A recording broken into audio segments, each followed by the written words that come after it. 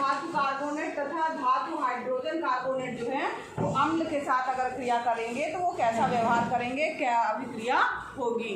ठीक है, अपने रफ कॉपी या किताब निकाली हुई है? निकाल रहे हैं किताब।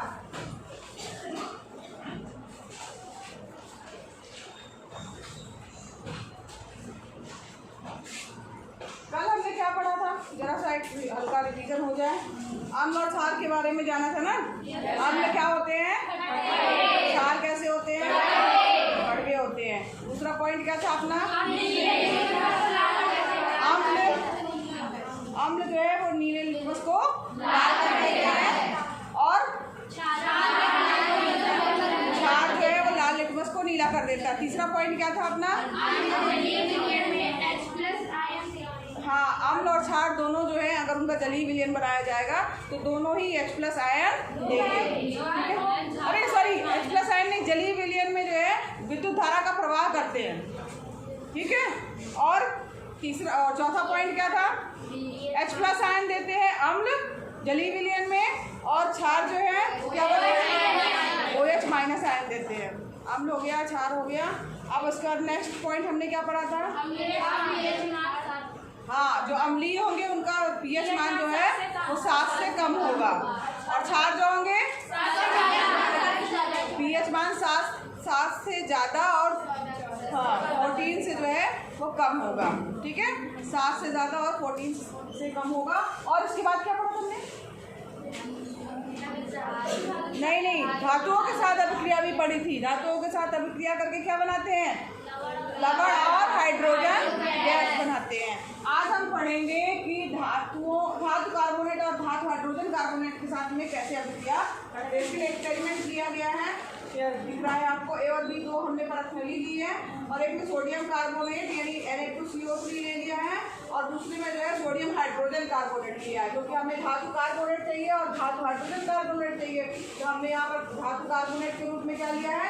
सोडियम कार्बोनेट लिया है और हाइड्रोजन कार्बोनेट के रूप में हमने सोडियम हाइड्रोजन कार्बोनेट लिया है। दो परखनलियों में अलग अलग ले लिया और उसमें हमने क्या किया है? अम्ल डाला है। तो अम्ल के लिए हमने इसमें HCl जो है वो डाला है, हाइड्रोक्लोरिक अम्ल को जो है वो डाल दिए हैं। अब यहाँ पर जो है आप देखेंगे, ये दिख रहा होगा सोडियम कार्बोनेट और सोडियम हाइड्रोजन कार्बोनेट। तो इसमें वो क्या रहा है? कोई गैस निकल रही है जिसको क्या कहते हैं? हम पानी की सहायता से जो है वो दूसरी तरफ जो है एक बर्फनली में इसमें कैल्शियम हाइड्रोक्साइड या कहा जाए चूने का पानी जो है वो हमने उसको लिया हुआ है और उसमें जो है हम उस गैस को प्रवाहित कर रहे हैं। तो हम देखेंगे कि उसका कलर कैसा हो जा रहा है। तो कोई ना कोई जो है इससे गैस निकल रही है और वो निकल करके उस चूने के पानी को दूधिया कर देगी। ठीक है, तो इससे क्या निष्कर्ष निकल रहा है कि यहाँ पर जो आपकी अभिक्रियाएँ हो रही हैं, जो जैसे हमने दो परखनली ली थी, तो पहली परखनली में क्या अभिक्रिया हुई है आपकी? कि सोडियम कार्बोनेट जो कि आपका सॉलिड रूप में था उसको HCl में एक्वा सोल्यूशन बनाकर यानी पानी में उसका जलीय विलयन बना करके अम्ल जो है हमने उसमें मिला दिया और मिलाने के बाद जो है उसमें कोई ना कोई रासायनिक अभिक्रिया हुई। जब रासायनिक अभिक्रिया हुई तो यहाँ आपको पता है कि Na और Cl के साथ बहुत पक्की दोस्ती है इन लोगों की। जहाँ पर भी अगर क्रिया में Na और Cl दिख रहा है तो पक्का सबसे पहले वही जुड़ेंगे। तो NaCl जो है वो बाप का बन गया जो कि एक्वा रूप में था और यहाँ पर H2O और CO2 बना। यानी कि अगर हम कहें कि जो अम्ल है वो धातु कार्बोनेट के साथ अभिक्रिया करते हैं तो क्या होता है? लवण, पानी और कार्बन डाइऑक्साइड गैस बन रही है।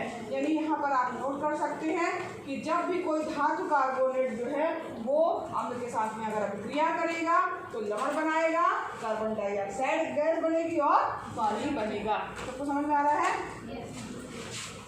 धातु कार्बोनेट की हमने बात की है। अब हम बात करते हैं, ये मत बताइएगा केवल धातु कार्बोनेट लिखिएगा, अम्ल लिखिएगा, अभिक्रिया हुई, लवण बना, कार्बन डाइऑक्साइड गैस बनी, जल बना और उसके बाद फिर आप ये समीकरण आप दे सकते हैं।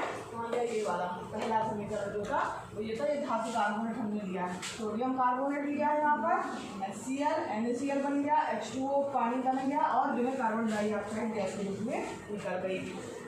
नेक्स्ट हमने क्या लिया है कि अम्ल जो है अगर जो हाइड्रोजन कार्बोनेट के साथ में क्या अभिक्रिया करते हैं, तो यहाँ पर हमने कोई भी धातु का जो है कोई भी धातु का हाइड्रोजन कार्बोनेट लिया था। हमने यहाँ सोडियम धातु का हाइड्रोजन कार्बोनेट लिया है।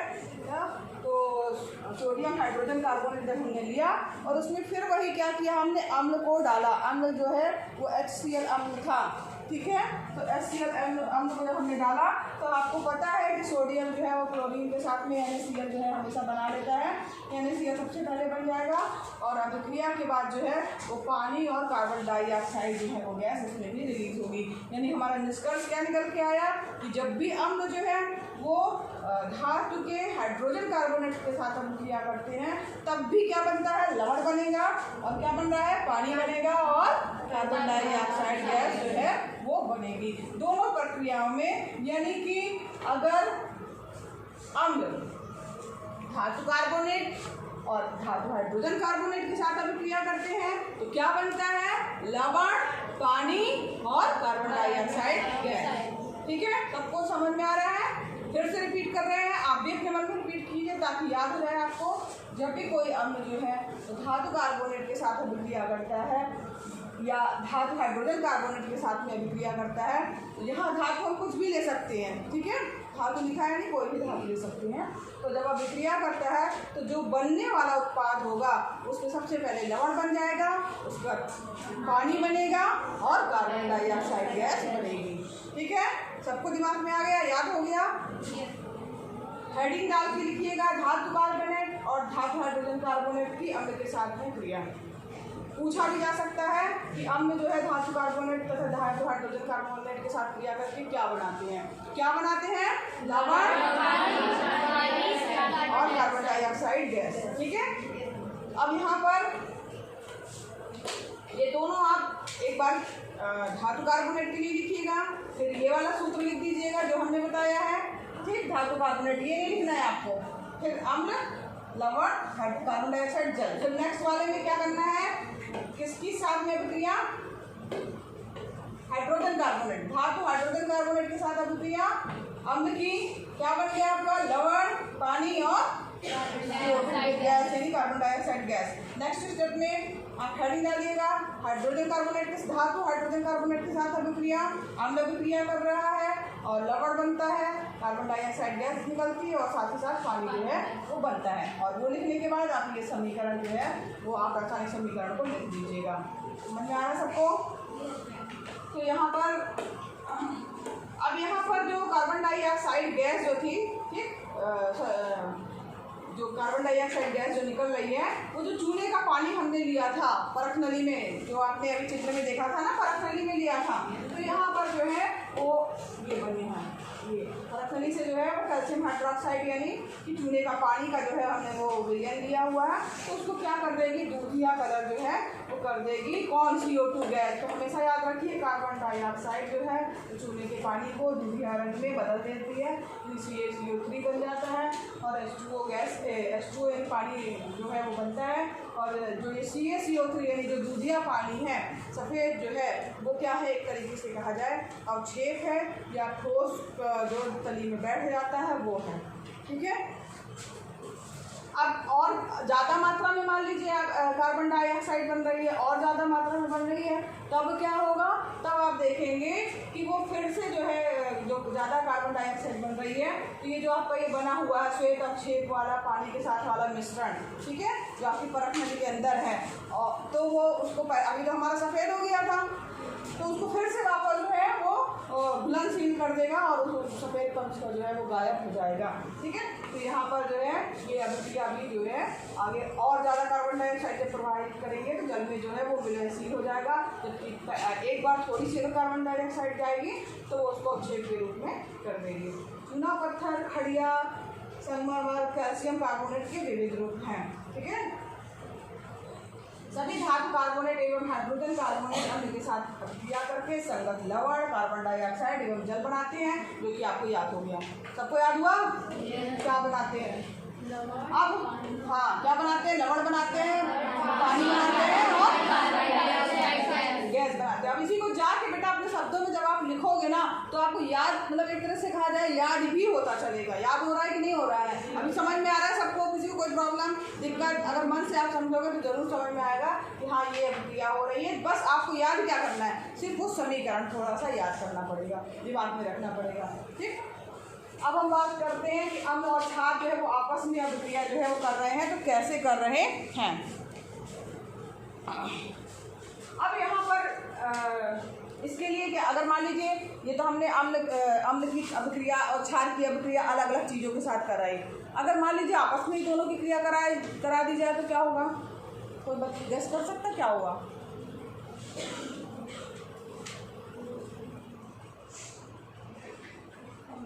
हाँ, दोनों को आपस में मिला दिया जाए, अम्ल क्षार, हैं? हाँ, क्या हो जाएगा?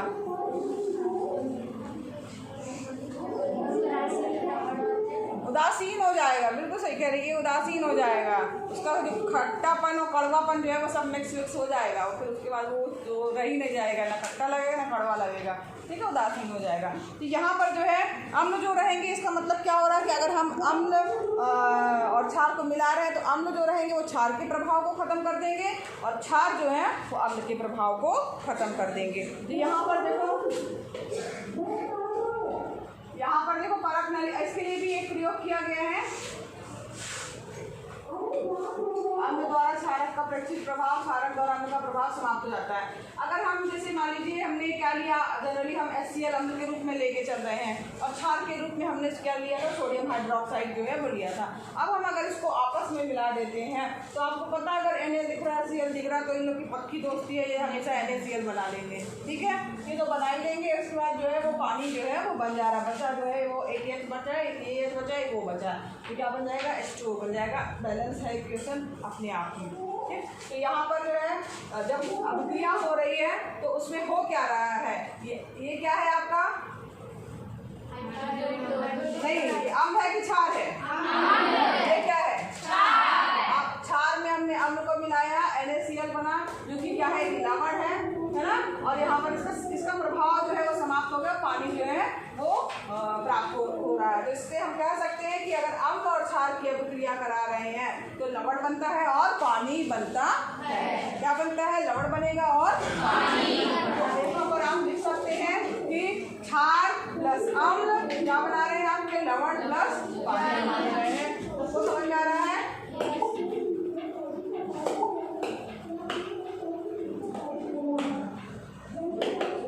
यहाँ पर देखो क्षार और अम्ल मिलकर के क्या बना रहे हैं? लवण बना रहे हैं और पानी। तो यहाँ पर ये एक दूसरे के प्रभाव को क्या कर दे रहे हैं? उदासीन कर दे रहे हैं, या कहा जाए कि खत्म कर दे रहे हैं। अगर अम्ल जो है, कहा जाए कि अम्ल जो है वो क्षार के प्रभाव को खत्म करता है और क्षार जो है वो अम्ल के प्रभाव को खत्म करता है। ठीक है, अगर हम क्षार में अम्ल मिला रहे हैं तो अम्ल क्या कर देगा? क्षार के प्रभाव को खत्म करेगा। अगर अम्ल लिया हमने, उसमें क्षार मिला रहे हैं तो क्या होगा? हाँ, अम्ल और क्षार एक दूसरे के प्रभाव को खत्म कर देते हैं। और ये ऐसा हो रहा है कि जब दोनों चीज़ें आपस में क्रिया कर ले रही हैं तो एक दूसरे के प्रभाव को नष्ट कर दे रही हैं, तो बचेगा क्या? कुछ नहीं बचेगा। तो यानी कि यहाँ पर क्या होगा? उदासीन हो जाएंगे, या उदासीनीकरण की क्रिया ये कहलाती है। तो यहाँ पर देखो अम्ल एवं क्षारक की अभिक्रिया के परिणाम स्वरूप लवण तथा जल प्राप्त होता है और इसे उदासीनीकरण की अभिक्रिया कहते हैं। इम्पॉर्टेंट है, उदासीनीकरण क्या है इसे समझाइए। क्वेश्चन आ सकता है, उदासीनीकरण की क्रिया क्या है उसे समझाइए। तो आपको याद हो गया कि उदासीनीकरण क्या है? क्या है? अम्ल और क्षार को मिला देंगे तो वो एक दूसरे के प्रभाव को खत्म कर देते हैं और लवण और पानी बनता है। ये अभिक्रिया क्या कहलाती है? उदासीनीकरण की अभिक्रिया कहलाती है। ठीक, अब उदाहरण की अगर हम बात करें तो एक उदाहरण जो है वो आपके पास दिया हुआ है, NaOH plus HCl, NaCl plus H2O आपका बना है। अगर हम इसी में अगर दूसरे अम्ल की और बात कर लें, H2SO4 के साथ में हमने क्या मिला दिया है? NaOH मिला दिया है। ये क्या है आपका? H2SO4 अम्ल है और हमने इसमें मिला दिया है NaOH। ठीक, यहाँ क्षार में हमने क्या किया था? क्षार में हमने मिलाया था अम्ल। ठीक है, क्षार में अम्ल मिलाया था तो लवण बन गया था और क्या बन गया था, अब हम क्या कर रहे हैं, अम्ल में क्षार को मिला रहे हैं। ये अम्ल लिया हमने और NaOH क्या है, क्षार, ठीक है। तो यहाँ पर भी क्या हो जाएगा, यहाँ पर भी पानी तो बनना ही बनना है हमारा, H2O हमने लिख दिया है। अब इसके बाद क्या बनेगा, NaSO4 सोडियम हाइड्रोक्साइड बनेगा। तो यहाँ पर उसका क्या फार्मूला हो जाएगा, Na का तो एक होता है तो Na का एक रहेगा और SO4 में दो बैलेंसी होती है तो Na2SO4। समझ में आ रहा है सबको? क्रॉस होता है, क्रॉस मतलब जैसे Na और SO4 लिया हमने, SO4 की बैलेंसी 2 है, Na की 1 है, तो ये इस क्रॉस मल्टीप्लाई होगा, Na के साथ में 2 जाएगा, फार्मूला सूत्र जो बन के आएगा Na2SO4, क्रॉस मल्टीप्लाई होता है। सबको समझ में आ रहा है? किसी को कोई दिक्कत? कुछ पूछना? इम्पॉर्टेंट क्वेश्चन है, उदासीनीकरण की अभिक्रिया क्या है समझाइए, या 2 एग्जाम्पल देके समझाइए। तो आपको 2 समीकरण याद रखने हैं, एक तो बुक में दिया है, दूसरा आप ये नोट कर लीजिए और यहाँ पर आप बता सकते हैं कि यहाँ पर जो है लवण प्लस पानी बन गया है, यहाँ पानी के बदल में लिक्विड लिख दीजिएगा, ठीक है। अम्ल में हमने इसमें क्षार में अम्ल मिलाया था और यहाँ अम्ल में क्षार मिला दे रहे हैं, तो दोनों जो है क्या कर रहे हैं, अम्ल क्षार के प्रभाव को खत्म करता है और क्षार जो है वो अम्ल के प्रभाव को खत्म करता है। बनता क्या है, लवण बनता है और पानी बनता है, और ये जो है उदासीन होते हैं, मतलब जो अभिक्रिया के बाद जो है वो एक दूसरे के प्रभाव को खत्म कर देते हैं, इसलिए इसको क्या कहा जाता है, उदासीनीकरण की अभिक्रिया कही जाती है। H+ आयन और OH आयन जो है सब मिल गए आपस में, उदासीन हो गए, किसी के पास कोई आयन ही नहीं बचा, यानी वो क्या क्रिया हो गई, उदासीनीकरण की क्रिया हो गई। सबको याद हो गया, समझ में भी आया। अब इसको कृपया करके घर में जा करके नोट्स में नोट कर लीजिएगा, ताकि जो है आपका नोट्स भी तैयार होता रहे। डेली का जैसे आज आपने पढ़ा उसको जाके आप नोट करेंगे तो आपको याद रहेगा। अभी याद है ना? हाँ, और उसके बाद फिर आप सोचेंगे हम पुराना वर्क पहले कर लें, फिर उसके बाद में करेंगे तो वो आपको भूल जाएगा। फिर आप क्या करोगे, दूसरे की कॉपी से नोट करोगे या बुक से नोट करोगे। बुक में सारी चीज़ें नहीं दी हैं जो हम पढ़ाते हैं, उसमें बहुत सारी चीज़ें एक्स्ट्रा ऐड भी करते हैं और सरल शब्दों में बताते हैं, ताकि आपको समझ में आए और बन जाए। तो उसको डेली का डेली जाके आप नोट्स बनाओ, जहाँ छूटा है छोड़ दो। आज आप क्लास में हो, आज का जाके बनाओ। हम तो डेली क्लास रिकॉर्ड करके भेज देते हैं कि भाई आप देख लो, जो नहीं आया है वो अपना कर लेगा।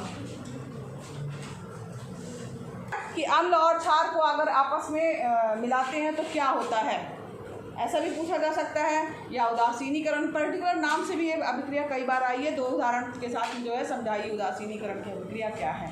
तो आपको दिमाग में आना चाहिए उदासीनीकरण क्या है। अम्ल क्षार आपस में मिल जाएंगे, लवण बना देंगे, क्या बना देंगे, और पानी। ठीक है, चलो।